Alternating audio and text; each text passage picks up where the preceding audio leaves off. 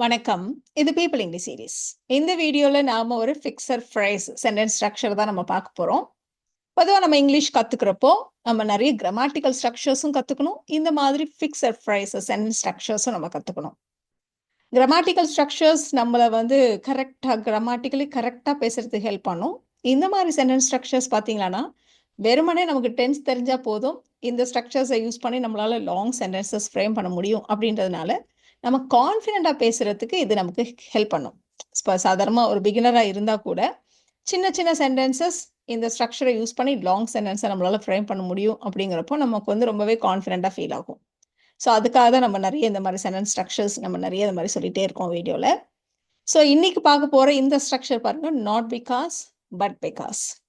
நம்ம பொதுவாக ரீசன் சொல்றப்போ, நான் செஞ்சதுக்கு காரணம் இது இல்லை, இது அப்படின்னு சொல்றதுக்கு தான் இந்த ஸ்ட்ரக்சரை நம்ம யூஸ் பண்ணுவோம். இப்போ நாட் பிகாஸ் பட் பிகாஸ்ன்னு சொல்றப்போ நம்ம வந்து 3 ஸ்டேட்மெண்ட்ஸை கனெக்ட் பண்ணுவோம். ஸோ நான் இதை செஞ்சேன், இதனால இல்லை, இதனால அப்படின்னு சொல்றதுக்கு. So statement 1 not because, statement 2 but because, statement 3 இந்த மாதிரி நம்ம யூஸ் பண்ணுவோம். சில இடங்கள்ல ஒரு முழுமையான கிளாஸ், ஒரு முழுமையான ஸ்டேட்மெண்ட் இல்லாம வெறுமனே நவுன் வந்துச்சு அப்படின்னா, அப்போ நாம statement 1 not because of noun 1 but because of noun 2 இந்த ஸ்ட்ரக்சரை நம்ம யூஸ் பண்ணுவோம். எக்ஸாம்பிள்ஸ் பார்க்குறப்ப இது உங்களுக்கு ஈஸியா இருக்கும், கவலைப்பட வேண்டாம்.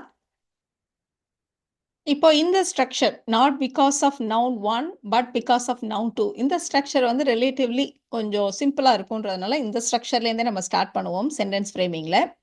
அடுத்தது நம்ம ஸ்டேட்மெண்ட்ஸை வச்சு பெரிய லாங் சென்டென்சஸ் அடுத்தது ஃப்ரேம் பண்ணலாம். ஸோ ஃபர்ஸ்ட் இந்த எக்ஸாம்பிள்ஸ் பார்ப்போம்.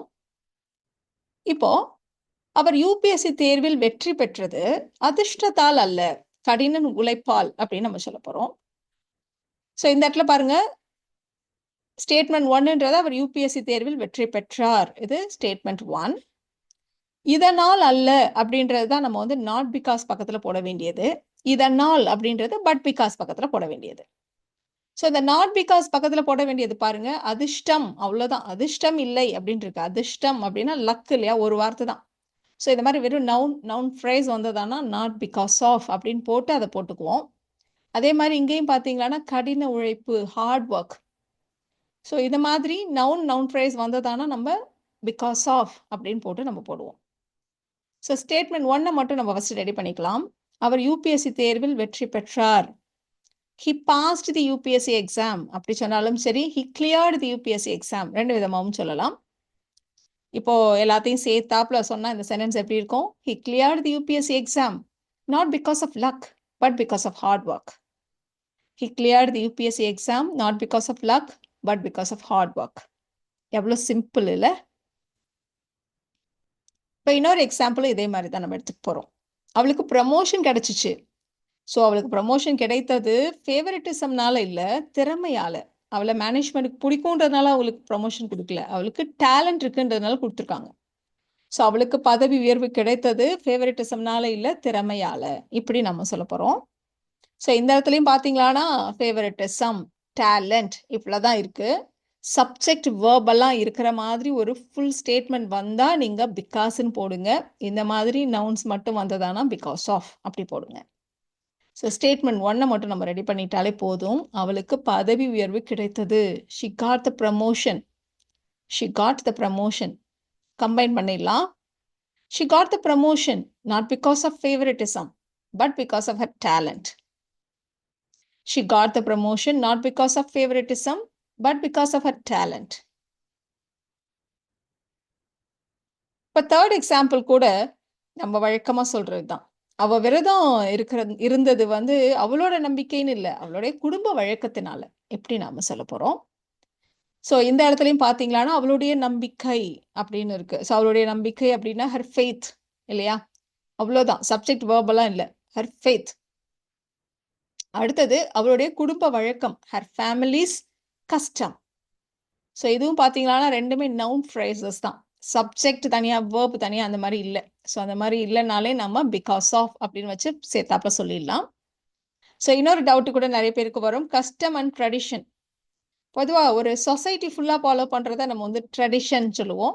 ஒரு குடும்ப அளவில் அப்படி ஃபாலோ பண்ணுறத நம்ம வந்து குடும்ப வழக்கம் சொல்றதுல கஸ்டம் அப்படின்ற வார்த்தையை வச்சு சொல்லுவோம். ஸோ அவள் விரதம் அனுஷ்டித்தது, விரதம் இருந்தது. she fasted. She fasted. Indian இங்கிலீஷ்ல she kept fast அப்படி சொல்லுவாங்க, இல்லைன்னா she observed fast அப்படி சொல்லுவாங்க. பட் ஜென்ரலா நேட்டிவ் ஸ்பீக்கர்ஸ் ஃபாஸ்டையே வேர்பா வச்சு she fasted அப்படி தான் சொல்லுவாங்க. அதனால நம்ம அப்படியே சொல்லலாம். ஸோ இப்போ சேர்த்தாப்புல இந்த சென்டென்ஸை சொல்லிடலாமா? She fasted not because of her faith but because of her family's custom. அதே மாதிரி ப்ரொனன்சியேஷனும் பார்த்தீங்களான்னா நம்ம வந்து ஃபாஸ்டிங் அப்படி சொல்லுவோம், ஃபா அப்படி சொல்லுவோம். அதனால ஷி ஃபாஸ்டட் அப்படி சொன்னாலும் கரெக்டு தான். யூஎஸ் இங்கிலீஷில் ஃபே அப்படி சொல்லுவாங்க, நம்ம வந்து ஃபா சொல்லுவோம். ஷி ஃபாஸ்டட், ஃபாஸ்டிங் அப்படி சொல்லுவோம். ஸோ எப்படி சொன்னாலும் ஓகே தான். She fasted not because of her faith but because of her family's custom. இப்போ கொஞ்சம் பெரிய சென்டென்சஸ், அதாவது ஸ்டேட்மெண்ட்ஸ் வர்ற மாதிரி எக்ஸாம்பிள்ஸ் நம்ம பார்க்க ஆரம்பிக்கலாம். நான் அதை சாப்பிட்டது எனக்கு பிடிச்சி இல்லை, எனக்கு ரொம்ப பசிச்சு அதனால சாப்பிட்டேன். இது வந்து ரொம்ப காமனாக இந்த மாதிரி ஸ்டேட்மெண்ட்ஸ் நம்ம நிறைய சொல்லுவோம் இல்லையா? ஸோ நான் அதை சாப்பிட்டேன், இது வந்து ஒரு ஃபர்ஸ்ட் ஸ்டேட்மெண்ட். எனக்கு பிடிச்சிச்சு அப்படின்றது ஸ்டேட்மெண்ட் 2. எனக்கு பசியாக இருந்தது அப்படிங்கிறது தேர்ட் ஸ்டேட்மெண்ட். இந்த அல்ல அதெல்லாம் நம்ம சொல்ல வேண்டாம், நாட் பிகாஸ் பட் பிகாஸ்லேயே அந்த அர்த்தம் வந்துடும். ஸோ அதனால் பேசிக்காக என்ன சொல்லணுமோ அதை மட்டும் நம்ம சொன்னால் போதும். ஸோ நான் அதை சாப்பிட்டேன், I ate it, I ate it. Of course இது எல்லாமே பாஸ்ட் டென்ஸில் தான் இருக்குது. இவ்வளோ நேரமாக நம்ம பார்த்தது எல்லாமே நான் சாப்பிட்டேன், நான் சாப்பிட்டது காரணம் எனக்கு பிடிச்சில்ல, எனக்கு பசியாக இருந்ததுனால். ஸோ இருந்ததால்னு இருக்கு, ஸோ பாஸ்ட் டென்ஸ் இல்லையா? ஸோ எனக்கு பிடித்தது அப்படின்னா ஐ லைக் இட் அப்படின்னு நம்ம சொல்லுவோம். இதை வந்து நாட் பிகாஸ் பக்கத்தில் சேர்க்குறப்பவே அந்த அல்ல அப்படின்றது வந்துடும். அதனால நம்ம இன்னொரு தடவை நெகட்டிவ் சென்டென்ஸை நம்ம ஃப்ரேம் பண்ணக்கூடாது. எனக்கு பசியாக இருந்தது, ஐ வாஸ் ஹங்க்ரி. ஸோ இந்த இடத்துல பாருங்க சப்ஜெக்ட் வேர்பெல்லாம் வருது இல்லையா? அதனால தான் நம்ம இந்த இடத்துல ஸ்டேட்மெண்ட் 2 ஸ்டேட்மெண்ட் 3 அப்படியெல்லாம் நம்ம சொல்கிறோம். அதே மாதிரி பிகாஸ் ஆஃப்னு போடலை, நாட் பிகாஸ் பட் பிகாஸ், அந்த ஸ்ட்ரக்சரை மட்டும் தான் நம்ம யூஸ் பண்ணுவோம். So I ate it not because I liked it but because I was hungry. I ate it not because I liked it, but because I was hungry. இப்போ இந்த example பாருங்க, கொஞ்சம் டிஃப்ரென்ஸ் இருக்கிற மாதிரி தான் ஒரு எக்ஸாம்பிளையும் நம்ம எடுத்துட்டு இருக்கோம். இப்போ நான் அந்த படத்தை பார்த்தேன், ஏன் அப்படின்னா அந்த படம் நல்லா இருந்துச்சுன்னு இல்லை, அப்போ அந்த ஊர்ல அது ஒரு படம் தான் ஓடுனுச்சுன்றதுனால. இப்போ நம்ம சில படங்களை பத்தி நம்ம பேசுறப்போ நம்மளோட ஃப்ரெண்ட்ஸை கிண்டல் பண்ணுவாங்க, அந்த படத்தை போய் தேட்டர்ல பார்த்தியா அப்படின்னு சொல்லிட்டு. சரி ஆமாப்பா, அப்போ அந்த படத்தை தவிர வேற படம் தேட்டரில் ஓடலாம், அதனால போய் பார்த்தேன் அப்படி சொல்லுவோம் இல்லையா? ஸோ அந்த மாதிரி சொல்ல போகிறோம். ஸோ இந்த இடத்துல நம்ம வந்து ஸ்டேட்மெண்ட்ஸை மார்க் பண்ணுறப்போ கவனிச்சிங்களான்னா, படம் நன்றாக இருந்ததால் அல்ல அப்படின்றதான் முதல்ல வந்திருக்கு. இது வந்து நாட் பிகாஸ் பக்கத்தில் வர வேண்டியது இல்லையா? அப்போ அந்த ஊரில் அது ஒரு படம் தான் ஓடியது என்பதால் அப்படின்றது பிகாஸ் பக்கத்தில் வர வேண்டியது, அதாவது பட் பிகாஸ் பக்கத்தில் வர வேண்டியது. ஸோ பார்த்தேன் அப்படின்றது தான் ஸ்டேட்மெண்ட் 1. ஸோ அந்த படத்தை நான் பார்த்தேன், படம் நன்றாக இருந்ததால் அல்ல, அப்போது அந்த ஊரில் அது ஒரு படம் தான் ஓடியது என்பதால். இப்படி தான் நம்ம ஃப்ரேம் பண்ண போகிறோம். ஸோ நான் படத்தை பார்த்தேன், ஐ வாட்ச் த மூவி. அந்த படம் வந்து நன்றாக இருந்ததால் அல்லன்னு தான் அங்கே இருக்கு, ஆனால் நம்ம வந்து பாசிட்டிவாக தான் ஃப்ரேம் பண்ணணும். The movie was good. அடுத்தது அப்போ அந்த ஊரில் அது ஒரு படம் தான் ஓடுனுச்சு, it was the only movie. ஓடுனுச்சு அப்படிங்கிறப்போ நம்ம இந்தியன் இங்கிலீஷில் நம்ம ரன்னிங் அப்படின்ற வார்த்தையை யூஸ் பண்ணுவோம். நேட்டிவ் ஸ்பீக்கர்ஸ் ஜென்ரலாக பிளேயிங், ஷோயிங் இந்த மாதிரி வார்த்தைகளை யூஸ் பண்ணுவாங்க. ஸோ நீங்கள் இதில் எதை வேணால் யூஸ் பண்ணிக்கலாம், ரன்னிங், பிளேயிங், ஷோயிங் எதை வேணால் யூஸ் பண்ணிக்கோங்க. அந்த ஊரில், in that town, it was the only movie playing in that town, it was the only movie showing in that town, it was the only movie running in that town, எப்படி வேணால் சொல்லுங்கள். So எல்லாத்தையும் சேர்த்து வச்சா இந்த sentence பாருங்கள். I watched the movie not because it was good, but because it was the only movie playing in that town. I watched the movie not because it was good, but because it was the only movie playing in that town. இந்த மாதிரி சென்டென்சஸை நீங்கள் 1க்கு 2 தடவை நீங்கள் சொல்கிறது உங்கள் நாக்குக்குமே பயிற்சிங்கிறத நீங்கள் ஞாபகம் வச்சுக்கோங்க. ஸோ வெறுமனே நோட்டில் எழுதி ஃப்ரேம் பண்ணாதீங்க, சொல்லுங்கள். வாய் திறந்து சொல்கிறப்ப தான் அது உங்களுக்கு இன்னுமே ஹெல்ப்ஃபுல்லாக இருக்கும். ஸோ இப்போ அடுத்த எக்ஸாம்பிள், நான் என்னோட ரூமை க்ளீன் பண்ணது அம்மா என்னை க்ளீன் பண்ண சொன்னதுனால இல்லை, எனக்கு சுத்தமாக இருந்தால் தான் பிடிக்கும் அதனால அப்படின்னு நம்ம சொல்ல போகிறோம். ஸோ தமிழ்லேயே இது ரொம்ப லென்த்தியாக தான் இருக்குது இல்லையா? ஸோ நம்ம க்ளீன் பண்ணுறப்போ வீட்டில் யாராவது கேட்பாங்க, என்ன இன்னைக்கு க்ளீன்லாம் பண்ணுறேன், அம்மா க்ளீன் பண்ண சொன்னாங்களா அப்படி கேட்டால், இல்லை எனக்கு சுத்தமாக இருந்தால் தான் பிடிக்கும் அதனால பண்ணுறேன் அப்படி நம்ம சொல்ல போகிறோம்.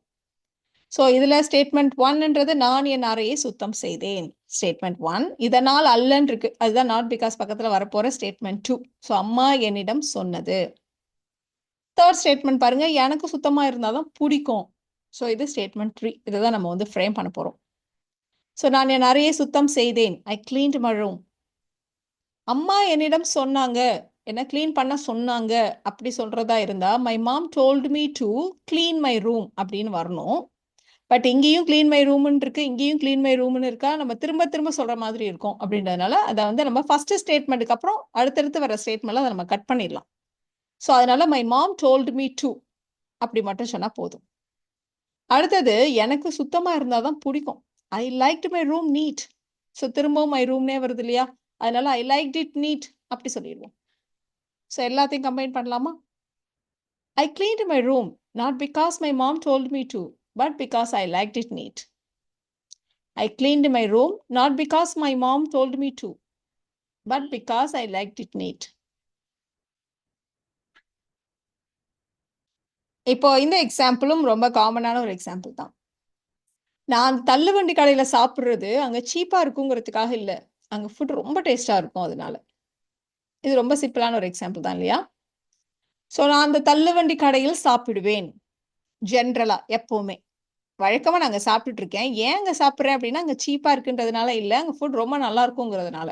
அப்போ எப்பவுமே நம்ம செய்யற விஷயத்த நம்ம ப்ரெசன்ட் டென்ஸ்ல சொல்லுவோம் இல்லையா, அப்படிதான் நம்ம சொல்ல போறோம். ஸோ நான் அந்த தள்ளுவண்டி கடையில் சாப்பிடுவேன் ஸ்டேட்மெண்ட் 1. அது மலிவானது அப்படின்றது ஸ்டேட்மெண்ட் 2. ஃபுட் ரொம்ப நல்லா இருக்கும் அப்படின்றது ஸ்டேட்மெண்ட் 3.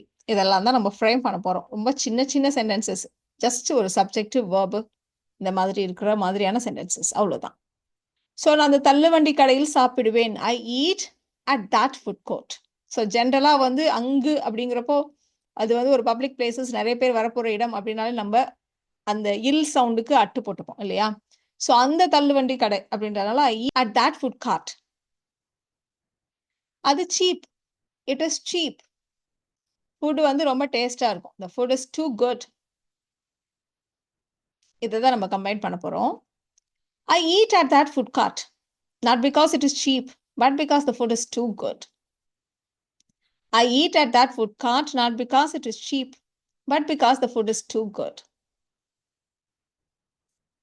இப்ப அடுத்து நம்ம பார்க்க போற எக்ஸாம்பிள் பாருங்க. நான் மன்னிப்பு கேட்டது வருத்தப்பட்டு இல்ல, சண்டை வேண்டாங்கிறதுக்காக. எப்படி நம்ம சொல்ல போறோம்? இதுக்காக இல்ல, இதுக்காக அப்படி சொல்றது. ஸோ நான் மன்னிப்பு கேட்டேன் ஸ்டேட்மெண்ட் 1. வருத்தப்பட்டு அப்படின்றத நம்ம வந்து ஸ்டேட்மெண்ட் 2-ஆ, நான் வருத்தப்பட்டேங்கிறதுக்காக இல்லை அப்படின்றத தான் நம்ம ஸ்டேட்மெண்ட் 2-ஆ சொல்ல போறோம். சண்டை வேண்டாம் அப்படின்றது ஸ்டேட்மெண்ட் 3. ஸோ நான் மன்னிப்பு கேட்டேன், ஐ அப்பாலஜைஸ்ட். நான் வருத்தப்பட்டேங்கிறது இல்லை அப்படின்னு சொல்லுவோம் இல்லையா, I was sorry. I was sorry past டென்ஸ்ல நம்ம சொல்லிட்டு இருக்கோம். அப்ப நான் மன்னிப்பு கேட்டேன், நான் அப்படி மன்னிப்பு கேட்டது நான் அப்ப வருத்தப்பட்டேங்கிறதுக்காக இல்லை, சண்டை வேண்டாங்கிறதுக்காக அப்படி நம்ம சொல்றோம். ஸோ வருத்தப்படுறதுங்கிறப்போ ஐ வாஸ் சாரி. இப்போ நம்ம சாரினா ஐம் சாரி, நான் வருத்தப்படுறேங்கன்னா ஐம் சாரின்னு சொல்லுவோம். அப்போ வருத்தப்பட்டேன் அப்படின்றதுனால ஐ வாஸ் சாரி. நான் வந்து ஒரு சண்டையை விரும்பலை. I didn't want a quarrel அப்படி சொல்லுங்க, இல்லைன்னா I didn't want to argue சொல்லுங்க. ஸோ ரெண்டு விதமாகவும் நம்ம சொல்லலாம். ஸோ இதை கம்பைன் பண்ணலாம். I apologised not because I was sorry but because I didn't want to argue. அவ்வளோதான். இப்போ நம்ம கடைசியாக பார்க்க போகிற எக்ஸாம்பிளில் பிகாஸ் ஆஃப் வெறுமனே பிகாஸ் அப்படி கம்பைண்டாக பார்க்க போகிறோம். இது வரைக்கும் நம்ம பார்த்த எக்ஸாம்பிள் எல்லாமே 1, 2லையுமே எல்லாமே ஸ்டேட்மெண்ட்ஸாக வந்துச்சு, இல்லைன்னா ஒரு ஸ்டேட்மெண்ட் 2 நவுன்ஸ் வந்துச்சு இல்லையா? இப்போ நம்ம வந்து not because of but because இந்த மாதிரி நம்ம சொல்லலாம். ஸோ அந்த மாதிரி ஒரு எக்ஸாம்பிள் தான் இப்போ எடுத்துகிட்டு இருக்கோம். எக்ஸாம்பிளை பாருங்க, அப்போ உங்களுக்கு இன்னமே புரியும். ஸோ குழந்தைங்கள்லாம் வெளில விளையாண்டுட்டு இருந்தாங்க. என்ன குழந்தைங்களாம் வெளில விளையாடுறாங்க, இப்போ பார்த்தாலும் டிவி தானே பார்ப்பாங்க, கரண்ட் இல்லையா அப்படின்னு கேட்டால், இல்லை அவங்க வெளில விளையாடுறது கரண்ட் இல்லாததுனால இல்லை, நல்லா ஜாலியாக இருந்ததுனால அப்படி நம்ம சொல்ல போகிறோம். ஸோ இருந்ததால் இருக்கு, பாஸ்ட் டென்ஸில் நம்ம சொல்லணும் இல்லையா? ஸோ குழந்தைகள் வெளியே விளையாடினார்கள். The kids played outside. The kids played outside. எதனால விளையாண்டாங்க? மின்சாரம் இல்லை அப்படின்னு சொல்றத நம்ம பவர் அவுட்டேஜ் அப்படின்னு நம்ம சொல்லுவோம். இதுக்கு சப்ஜெக்ட் verb எல்லாம் இல்ல.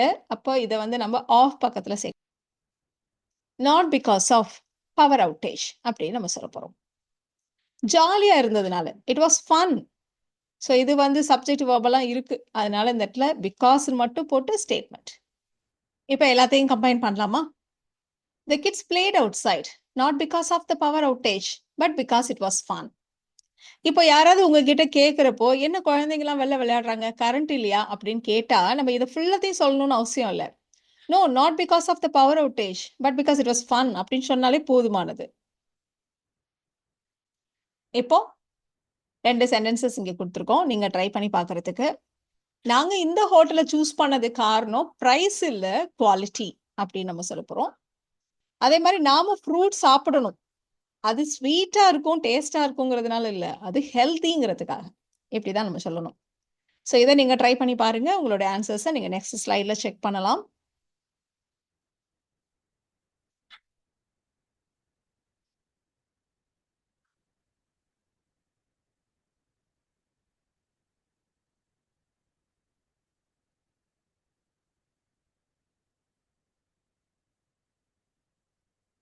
ஸோ இந்த வீடியோல நாம not because and but because வச்சு லாங் சென்டென்சஸ் எப்படி ஃப்ரேம் பண்றது அப்படின்றத தெரிஞ்சுக்கிட்டோம். இந்த வீடியோ உங்களுக்கு யூஸ்ஃபுல்லா இருக்கும்னு நினைக்கிறேன்.